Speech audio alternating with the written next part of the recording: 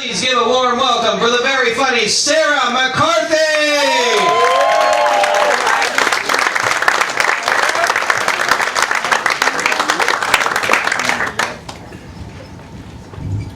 So, everyone having a good time? Yeah! Is anyone celebrating birthdays?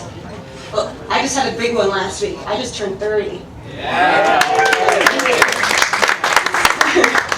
So at this age, a lot of my friends are reaching major milestones. They're getting married or having children.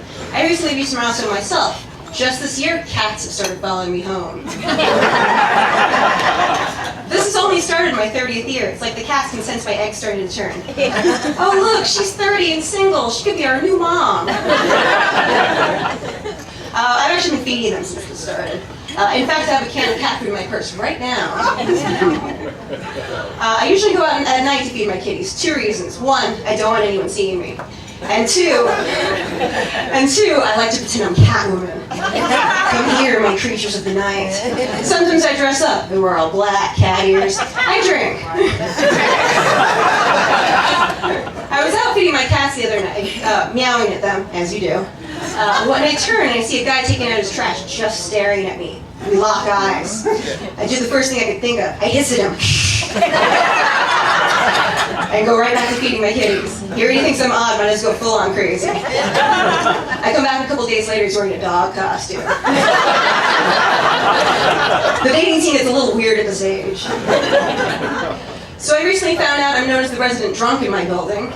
A friend works with a former neighbor who described me as, oh, I know her, dark hair, quiet, drunk all the time. I take offense at that. I'm not drunk all the time. I am stoned all the time. I'm only drunk after 5. I can be an obnoxious drunk though, so I can kind of see where he's coming from. I'm actually the reason they don't serve alcohol at company functions anymore. Turns out it's not the best idea to get blackout drunk, corner a VP, and tell her how much you want to sleep with her son. So I recently joined Planet Fitness, and I have to say, just walking through the door makes my brings up my confidence levels. Sorry. That's a new joke I'm trying to do. I just wrote it, I can't remember everything. When I went to other gyms, I had to compare myself to all these women that look like models. When I go to Planet Fitness, it feels like I'm a nurse in a burn unit. Everything's all sad. I'm pretty sure that half the people that go there are homeless and they're just using it to use the showers. If I didn't sweat so much, I would never use them. There's always, the drains are always full of gross hair, and one time I had the pleasure of finding a used tampon on the floor. It's still worth the $10 a month, though. One problem I have with the place, though, is they only have 2 changing rooms in the lockers. So if I come out of the shower and both of them are being used, I have to use the handicapped stall to change. I'm not getting completely naked in front of the homeless in New York. That's not happening. So there's this one bitch who'll just leave her clothes in there when she's taking a shower. In my head, I keep wanting to throw all her clothes on the floor, but I'm too much of a pussy to do that. So the closest thing I've ever come was I left a passive-aggressive note on her clothes that said, "You are a selfish cunt." And then I ran away. I was so anxious that she was going to figure out it was me because she's kind of big. So I didn't go to the gym for 3 days, but she never figured it out. So my parents just started getting into this whole genealogy thing. And they took one of these at-home DNA tests. So my dad turns out to be 95% Irish and 5% Jewish. And he's completely obsessed with that 5% Jewish part now. He thinks there's some sort of family conspiracy hiding the fact that they're part Jewish. So every time I go there, he pulls out from his pocket what looks like Schindler's List with all the new names of Jewish relatives. This one's related to this one, this one's related to that one. You'd think with all this research he'd get his information right, but no. He thought he found one of his relatives at a cemetery in Queens. He went to the cemetery, took a picture of the grave, framed it, and gave it to me to put on my wall. Now there's a couple things wrong with that situation. 1, who does that? He's not even in the picture. It's literally just a picture of the grave. And 2, turns out we're not even related to the guy. So I have some strange Jewish man's picture in my house. No, the picture of his grave, just the tombstone. My family isn't really the touchy-feely kind of people. Do you ever see does anyone remember that scene in the Harry Potter movie where Voldemort hugs Draco Malfoy? It's like the creepiest, most uncomfortable hug you could see. That's like every hug with my parents. We are close in another kind of way, though. For some reason, we can watch anything together. Like, you know how sometimes you're with your parents and an uncomfortable scene comes on? Never happens with us. I remember when I was 10 years old, I was all watching Fargo together and just laughing hysterically. It's like, who lets a 10-year-old watch Fargo? Like the wood chipper scene. Oh, it's hilarious for a fifth grader.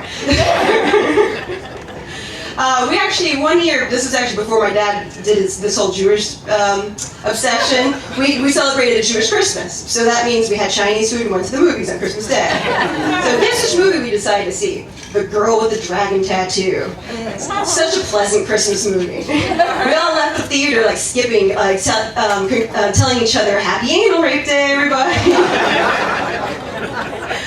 My family's kind of weird when it comes to emotions, though. Like, when my grandmother died, my mom called me on the phone and she said, "Sarah, I have some good news and some bad news. The good news is you don't have to buy your grandmother a birthday gift this year."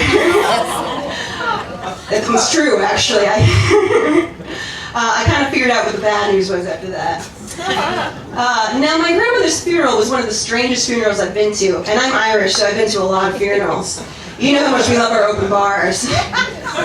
So what was so bizarre about this funeral was that my grandmother was cremated, but we had a burial for her anyway. So everything was miniaturized. There was like a little tiny coffin, a little tombstone, a little plot. We should have had midget pallbearers. "We welcome you to Afterlife Land, Afterlife Land, Afterlife Land." Oh, I laugh too hard at them.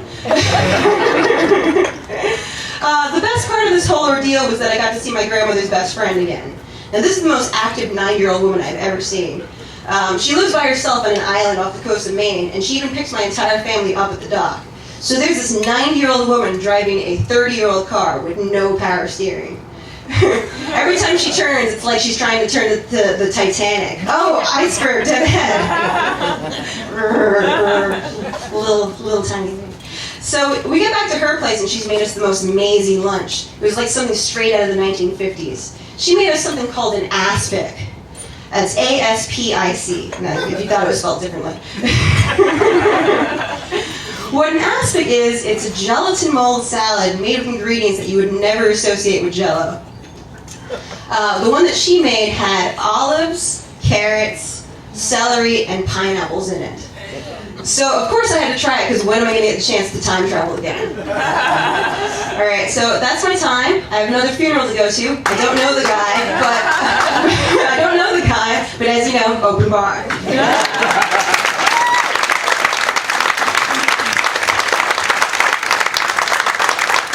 Give it up for Sara McCarthy.